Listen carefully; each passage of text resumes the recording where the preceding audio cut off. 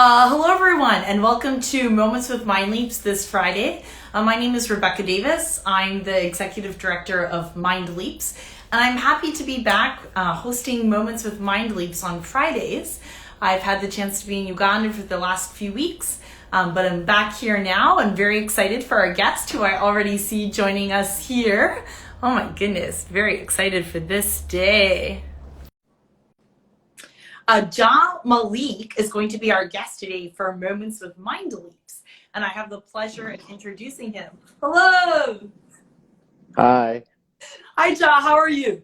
I am great. How are you?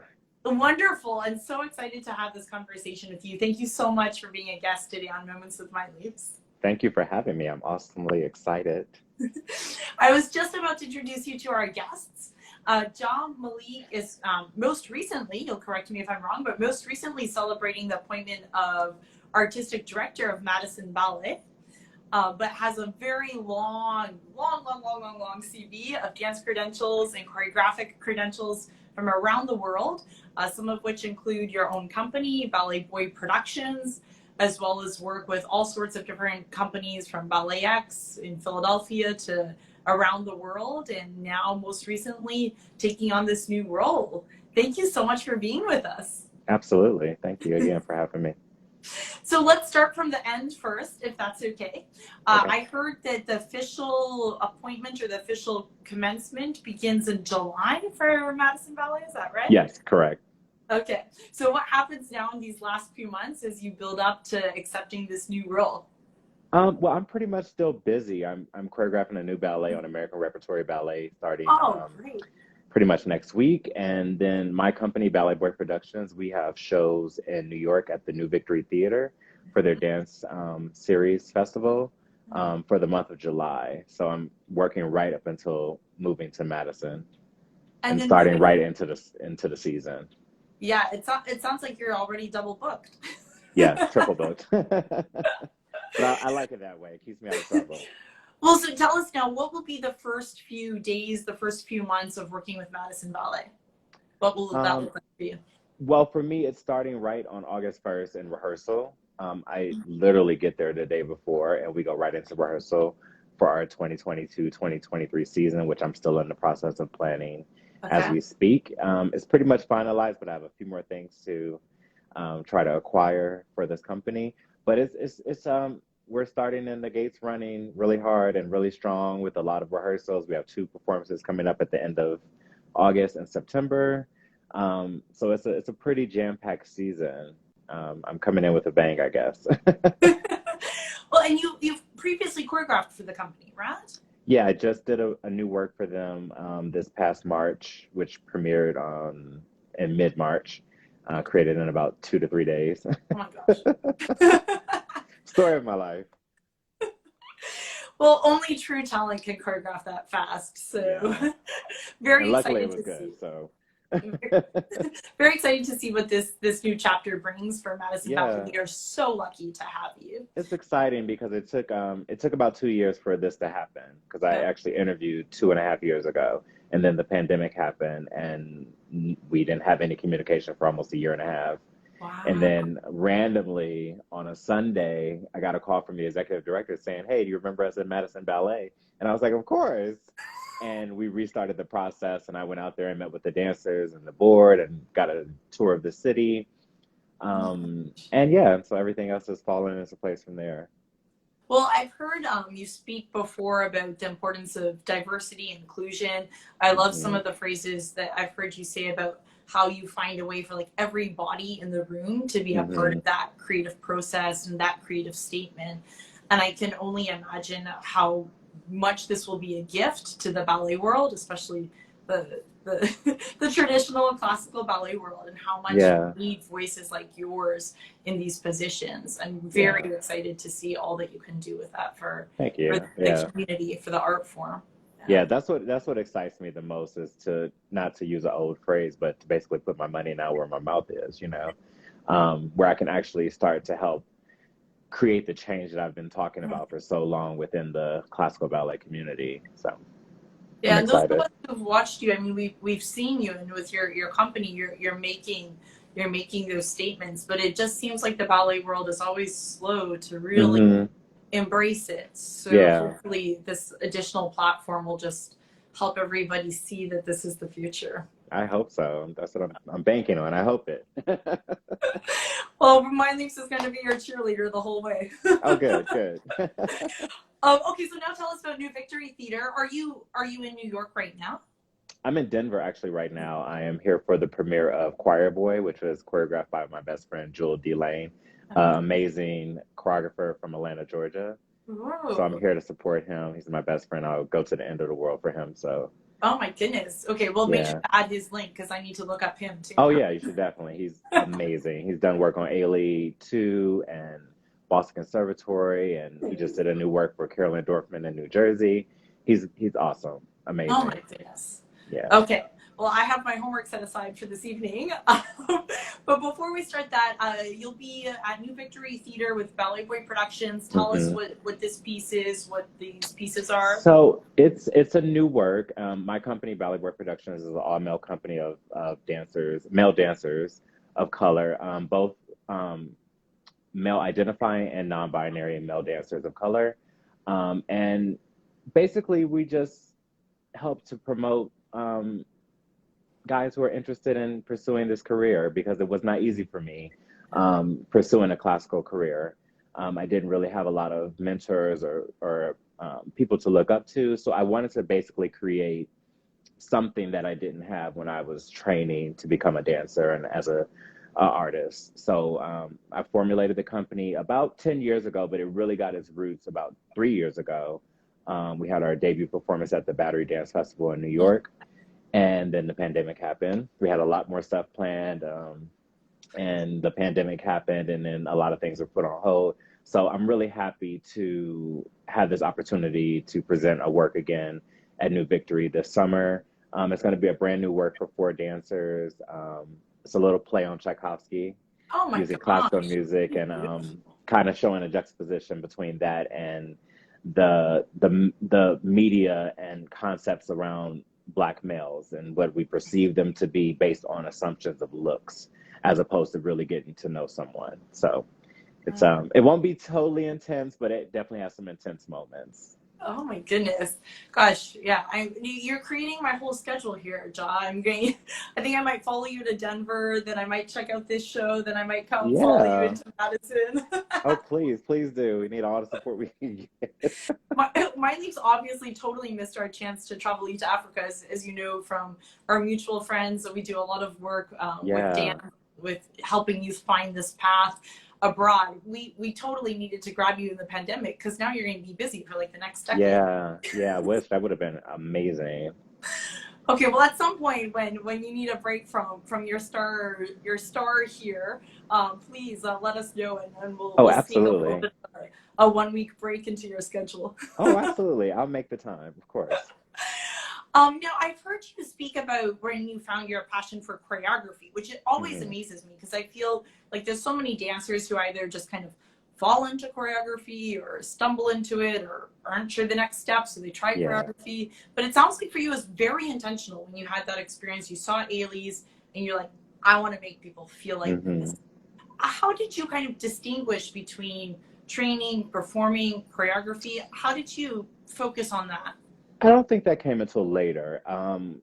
When I started in dance, it was primarily just because I enjoyed that form of expression. I was not a talker as a child. I did not enjoy having conversations and engaging with people in that way. But I loved to move. I loved watching videos and replicating the dances that I saw. So I didn't really know if that was a career, if it was a possibility.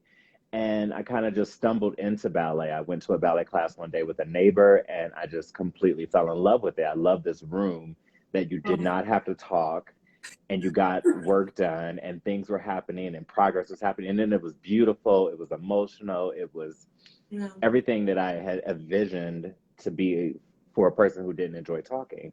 So yes, I trained to be a ballet dancer like most of the other people in my school.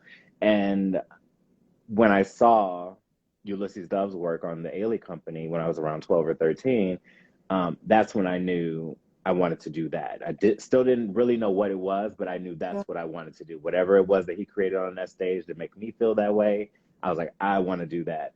And so I kind of just told myself, in order to be that, I have to go through the process and become a dancer and join a company. And so I pursued that career. It wasn't necessarily like, I want to be a ballet dancer. It wasn't like that at first. And it gradually became that. But I definitely always knew I wanted to choreograph. Like that was just, no matter what. If I don't ever dance the day on stage, I want to create dances. So I already said it, but I'm saying it again. I just find that so fascinating because it's so kind of such a unique perspective to be like, it's choreography that I want to do. Yeah. And to even be able to like make that distinction at such a young age is like, incredible. Yeah. And so good that you're finding this path all the way through for your own company in Madison, because the voice of the choreographer is so important. The voice of the dancer is of course critical. It's the muse, but the choreographer sometimes I think gets kind of like stuck in the back there. Yeah. But it's the choreographer that's creating all of those opportunities and those statements that we want to talk about in the world today. Yeah. It's just been an amazing adventure just to, as this piece for New Victory, just to bring all the thoughts and ideas and everything that I've experienced emotionally, physically, into something that I can share with the audience. Because I think the main thing for me is always like, and I've learned this from my family who's not dancers, they're not artists at all, but they come to shows, or specifically my shows, and they always say, I don't really know everything that's going on up there because I'm not a dancer, but I got something out of it, and I kind of relate. I get where you're going with this, and I want to see more of it. So that's always just the encouragement to keep me going and keep me guided on that path of creating honesty on stage, as opposed to, for me, creating stories that don't really exist or ignite the imagination for change. Gosh, I hear that you didn't like to talk as a kid, but somehow you became a poet at some point, John. I had to. So. I had to. I remember when I was in college, and for my senior thesis, I did choreograph, but I also had to present my thesis basically, and I had to stand in front of this entire school and give a speech and talk about the process. And through that, I was like, oh, I have to learn how to talk. Well, you nailed that one too. I have to learn how to talk. Well, I think this is really cool, the way you talk about, people coming and experiencing your work who are not dancers, right? And I think that's like, again, it is the power of the art form. And of course, all the arts are so important, but dance has this way to get people involved in something emotionally, get them to remember that feeling, just as you did when you saw Ailey's. I mean, so many of us kind of woke up, right, when we had that emotional experience through movement in a way that you can kind of tune it out when you hear it, when you read it, when it's something in the background. But music and dance just hits you in the face with it. You got to remember it. It does. It hits you in a very visceral way that connects to some part of your emotional psyche in some way, shape, or form. And I started saying this thing in Madison. I was like, when I really try to explain to people who don't know anything about dance, I always bring up the Olympics, because everybody loves the Olympics. Everybody loves to watch figure skating, gymnastics, and those kind of events. And I always ask them, do you know exactly what's going on up there? And they all say no. And I say, it's just like coming to dance. You might not know everything that goes up there, but something is connecting you to make you watch this every year and be encouraged and invigorated about, ooh, the Olympics are starting. It's the same in dance. I think if you just come into theaters and come into experiences of art with an open mind, you'll take away something, And we have less controversy than the Olympics, so that's even better. Right. Well, sometimes. I know, right? So should knock on wood. Yeah. One of the other things that you've just said right now that I've actually never heard somebody quite point that out before is when you saw kind of this process of choreography and dance, and you see what I liked about it was the work that's happening. And that's oh gosh, I wish, just as we might advertise as the Olympics, we advertise as the work as well. I think it's also kind of an illusion, right, to people outside of the art form, you were born with it, or I don't know what. That work process is really engrossing. Yeah. I mean, I'm a big fan of watching open rehearsals, listening to the dancers who do, like, I do find dancers like to talk more now these days Mm-hmm. because of social media, because of where we are in life now. Mm-hmm. Dancers are much more vocal than when I was growing up. Mm-hmm. So I like to hear from dancers. I like to hear from choreographers. I like to hear from the administrative staff. And I like the audience to also hear from them so they can understand that this is not just a hobby. It's not just a free, frivolous kind of like, oh, we just do it because we Right. just love it. Like, we do love it, but this is actually like our jobs. This is Right. our passion. And we're lucky enough and fortunate enough that our passions are our jobs. But at the end of the day, it's still a job, and it takes a lot of work, and it's a lot of hard work. And they don't see that because they come to the stage and they see it lit up and you do these beautiful dances. And that's wonderful. And that's what they should experience. But they also should know the amount of work that these people put into presenting shows. And it's not just about proscenium setting shows. I mean, to even go out into communities Yeah. and present a work or do something for film, this all takes a lot of work. And I think people sometimes forget that. And I always try to remind them that it takes a lot more than just what you see on stage. It's so true. And I mean, that's like where the respect comes from, right? Is Mm-hmm. like, I mean, when you're in the studio, it's a little bit easy. Like, you can see like these dancers just like sweating and Oh, yeah. day after day. Mm-hmm. But I think, when the costumes go on and the lights go on, people, as you say, kind of like, oh yeah, it's the entertainment box or Oh, something yeah. like that. But gosh, it's like, it's more than athletes inside Oh, that yeah. room day after day. Yeah. Because I'm fascinated with architecture, and I don't know anything about it. But when I talk to my friends who actually do that and they show me like the blueprints and the planning and all that stuff, I'm blown away. I'm fascinated by the amount of work, and then to see this ground turn into a building, I'm just like, wow, that's amazing to me. I think of it the same way as dance. It starts in a studio with nothing and no one, and then all of a sudden you have these productions. But the amount of work and the detail and the meticulousness and all of it is just, that's what turns me on. That's what makes me excited. Oh my gosh. Yeah, I love the way that you describe it, and in a language that's accessible to the non-natives Yeah. watching. Yeah. Like this, it's also kind of makes me think about sometimes the way that we try to describe a lot of the dance teachers that we work with abroad for MindLeaps. Mm-hmm. I mean, many of these are youth who didn't have carved out careers, didn't even have formal education, and yet they've developed their bodies in such a rigorous way to achieve like such an incredible standard of athleticism and artistry. Right. And sometimes people are like, the kids are so talented. Mm-hmm. But it's not just like, this like beautiful moment in time. It's Right. all that real work that happened, whether or not Yeah. these kids went to school or not, or they had a studio or not. Exactly. At the end of the day, like, it's just hard work that gets you wherever you're going. Exactly. And everything in life. And we're it's sad because we're losing that a little bit and just not just the dance world, I mean in the world in general. We're very much losing the fact that it does take hard work to achieve things. And there's nothing wrong with that. You should feel proud that you put in this amount of work and had this as the result. That should wake you up every morning with excitement and happiness. And I think if we really start to focus in on that more, we'll live in a much happier place in the world.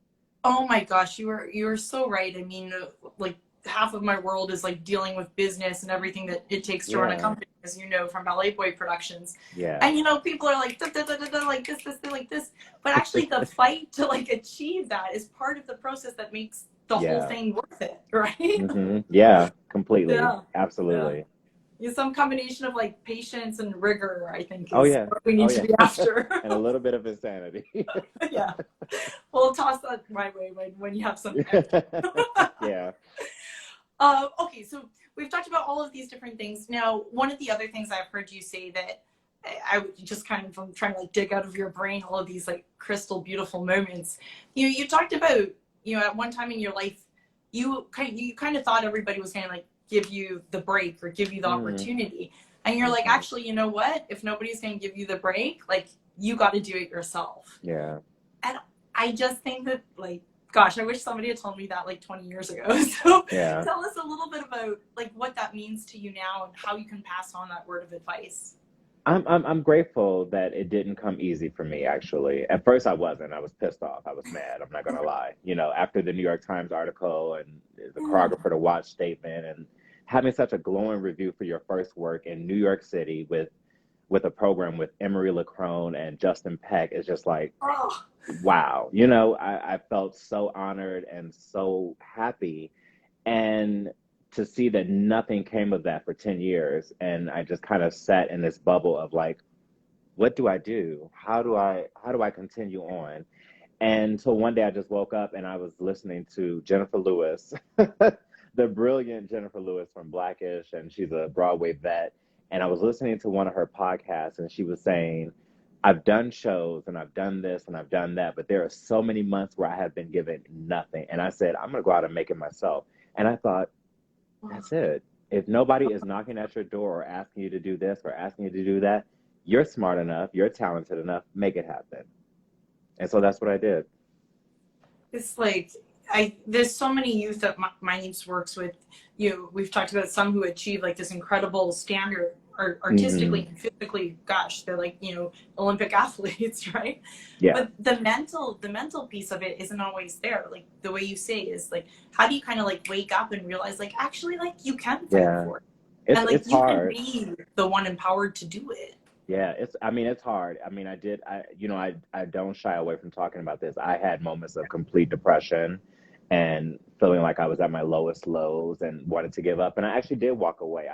I went into a Really? career. Yes, I walked into a career. I was a fitness manager for 2 years in Wow. DC. I was an executive director for a fashion retail company for 2 years because I had to take a break. I had to walk away from it to walk back to it. Because I knew if I kept on the path that I was going, I would have gotten to a point where I was so low and so depressed, nothing would have pulled me out of it. And so I said, you know what? We're going to take a break. We're going to take a breather. It'll still be here if it's supposed to be here for you. And after about 4 years of a real break, not going, and I'm a person, if you watch my Instagram, I go support everybody. I love theater. I love the arts. I love dance. I love music. I go to everything. I'm in Denver right now. But I go to everything because I'm that passionate about it. But I didn't do that for 4 years. It was 4 years of Really? no arts, nothing.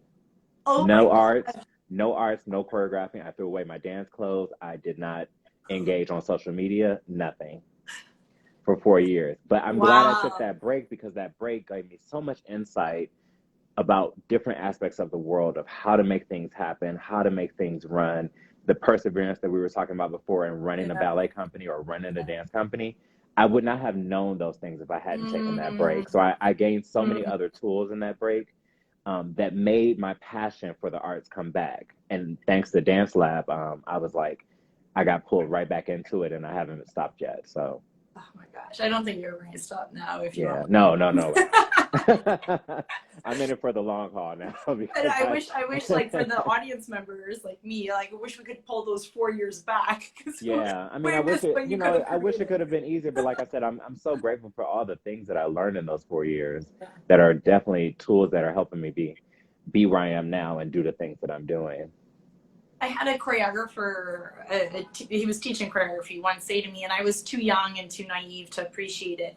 And he was like, the problem with you, Rebecca, is that you are always thinking about dance. And I was like, well, he's like, you need to take, just like what you said, he's like, you should take 1 year and you should not do anything related to dance if you want to have something to say about the world. Yeah. And like, it took me like, decades to figure out what he meant. Yeah. But especially for choreographers, right? That for the creation of the voice, the power, the message, there's a lot to say about the world. I agree. I think for all of us, I think the pandemic was a beautiful blessing in a way for some people. I am devastated for those who were towards the end of their career and it ended the way it did. My heart breaks for them. But for those that continued on, I think that year or 2 years of having to live life without dance in a way, or without the arts in a way, help everyone. Because what I'm seeing when I go to performances now is a different artistic quality. The technique is still there and the beauty of everything that we love about that. But now I'm seeing other things blended into that that's making it even more and more beautiful and more accessible to more people. Because now someone who doesn't know so much about ballet can see something in that person and say, I can relate to that. I see the story. I see the journey this person has been on. Gosh, yes, I just like 100% underscore everything you're saying. Yeah. I also think like, the pandemic did something to kind of wake everybody up to realize like, the arts are going to be essential. Mm-hmm. You know, as we say, oh, technology, and like, okay, we can just do everything virtual now. But there's something in the dancers, there's something in Oh those yeah. spaces that we need to feel fulfilled. Mm-hmm. And I hope that like we don't kind of forget that as like the world moves on again. I hope that we keep Yeah. that value that we attach Yeah. to Oh, it. that's such a great, you hit it right on the head, the value of it. Because as much as I appreciate and love the fact that we found a way to still do what we do, but I was like, I hope we don't stick to this because Yeah. the part of the beauty of dance is the connection, the community. Yeah. Going into that studio or going to a dance performance, interacting with people, seeing things live, feeling the energy in person. I was Yeah. like, I hope we don't lose that. Being a part of that, like that workspace, right? I just Mm-hmm. love that idea. Oh my goodness. Okay, gosh, as you can see, I would just love to keep talking and talking and talking to you. But I realize that you have many performances lined up to go see and support. But Jal, leave us with one final thing. So young dancers that are coming up today, you know, sometimes tunnel vision or sometimes Mm-hmm. emotionally like this.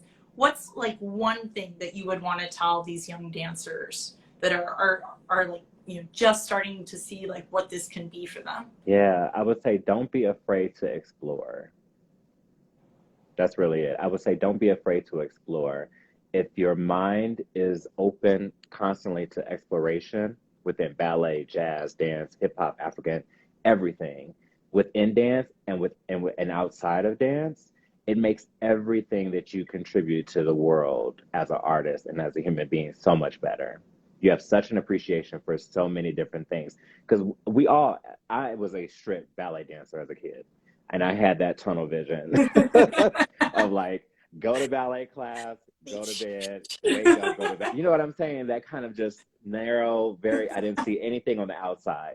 But like I said, when I saw that performance at Ailey, it opened my eyes to a whole different world.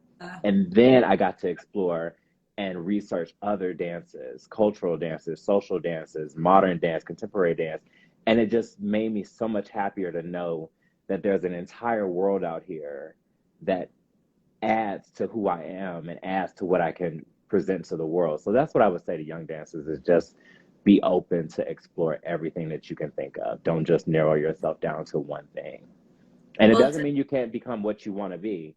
right. It adds to that, you know, That's, because I think sometimes they think, oh, well, if I don't just stick to my ballet class, I won't be a ballerina I won't be or I able to won't do be a a play male ballet again. dancer. Right. It's like, no, you will. Don't Trust me. worry, you can still You say will.